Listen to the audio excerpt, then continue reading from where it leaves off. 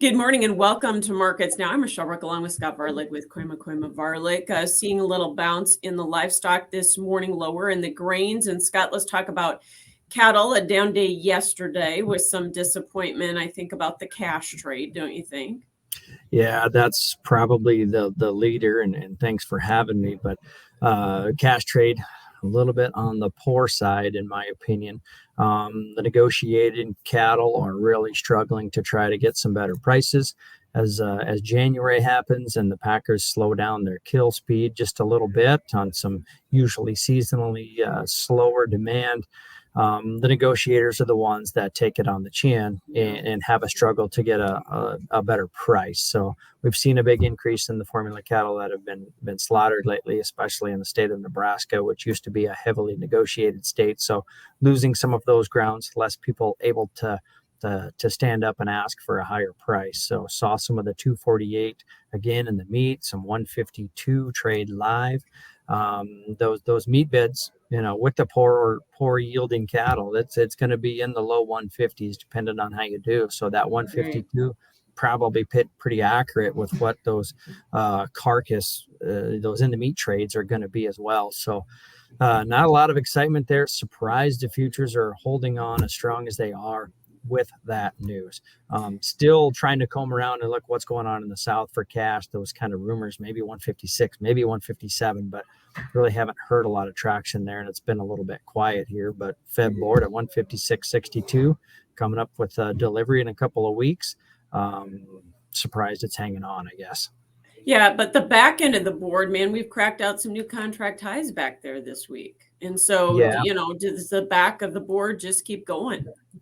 That seems to be where everybody wants to be. We're all ready to count cows, and we've got the cattle inventory report next week, Tuesday. So probably some alignment for that. Everybody's expecting this cow herd is smaller. The increased cow kill over the last couple of years.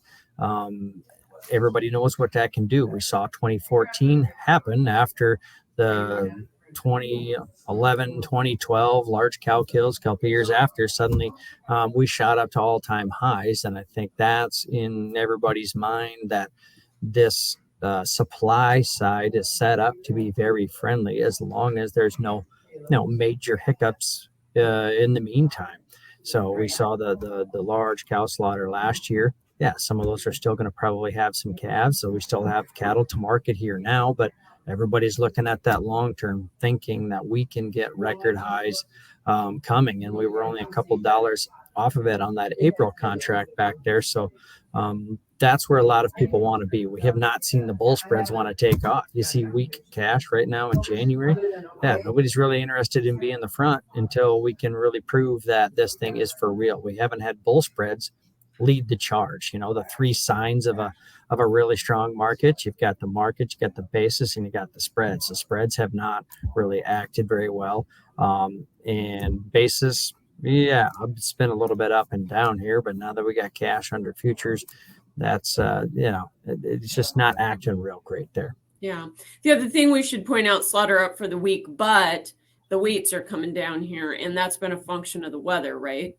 Yep. Not a surprise. Weights are finally coming down. The weather is showing its impact. Heifer carcass weights are 18 pounds below a year ago. We're about 9 pounds below a year ago on steers. So, and they were down a little bit again. We're facing some more weather in the north here. So expect that that's still going to be the theme. It's been a while since we had a winter that just kept on giving us winter like this one is. And it's been a struggle for everybody in the north. So if you know somebody up there, give them a call, cheer them up a little bit. That would certainly help, because it's been a grind, and that's also part of the reason for some of the poor cash. Guys are wanting to just get these cattle moved. I got to get them out. I got to get them out of here and get yards cleaned up. And what's going to be the struggle is if it takes you a little bit longer to get some of these cattle out and you get some empty lots and you're already through, say, January and February, looking at March, your feeder runs are going to be a lot less. So I think that's going to bode well for the cash feeder market. It should stay strong. Some of these cattle go, less numbers coming in. And that's what you keep hearing, guys that are sitting in the sale barn saying these prices are not giving up, and I'm getting some that are pretty high. What do I do? These 160 break evens. Okay, what can I do? I'm shelling a lot of money out there. So at least your deferred contracts have some pretty good highs at some good levels. As much money as we're shelling out there, we're bullish, but there is some opportunities you can do for some kind of lower risk, put a floor under stuff, and just so you can survive in case something bad happens anyway. Hogs up today. We were up yesterday. Did we score a reversal yesterday? And is that really our signal that we're bottoming this market? I hope so. But yeah, a big reversal higher there yesterday. Some of the factors I guess we would look at is the weights are getting a little bit more under control.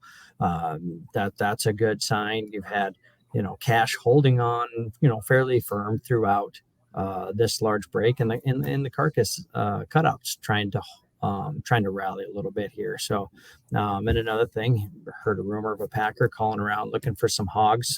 So maybe that's a sign we're finally getting through that glut of supply that we were talking about. And this is the time of year that we can get a little boost and a little bit of a rally. So, is it going to be very long lived? That's the question I'm really wrestling with. So at least you got some technicals and a few fundamental friendly stories to kind of throw at it. To me, you still got large China hog output, so that's going to be kind of where that overlaying factor. And I'm almost feeling myself shift that rallies are meant to kind of be looking for some protection, looking for some hedge protection, and selling some stuff at some decent prices. I'm not going to do it here immediately after the first day rally. As sharp as that break was, yeah, I would expect to see a little bit more recovery before we see any major corrections, in my opinion. Although we did see pretty good exports yesterday, and China was actually part of the business, so maybe that was part of the other reason we saw the reversal. Grain setting back here today. We've had a pretty strong rally the last couple of days here. So are we just seeing a little routine profit taking, you think? I don't see much fundamentally changing. Yeah, I think you're right. I could agree with the profit taking here from some of the long sides. You've got the story, the January report. Kept everything friendly. We rallied through it.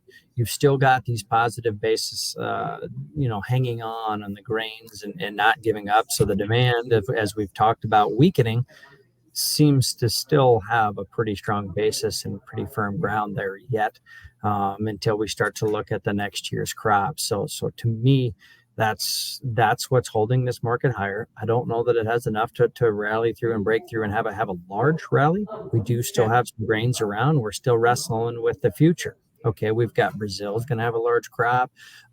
We've got some moisture shifts, apparently happening. I know it's winter. It's hard to guess what it's going to be like in the middle of July, but we're going to have some big acres here in the north. So in my opinion, you've got the strong basis and you've got some guys maybe a little bit looking towards new crop being negative. That's already pretty, discount priced into the market already, but it's going to wrestle with itself back and forth and be a little bit of a choppy market until we get to that acreage report at the end of March.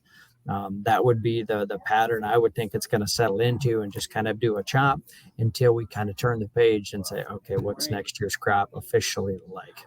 Yeah, supply and demand tug of war continues on. Thanks so much for joining us, Scott Varilek with Koima Varilek, and that's Markets Now.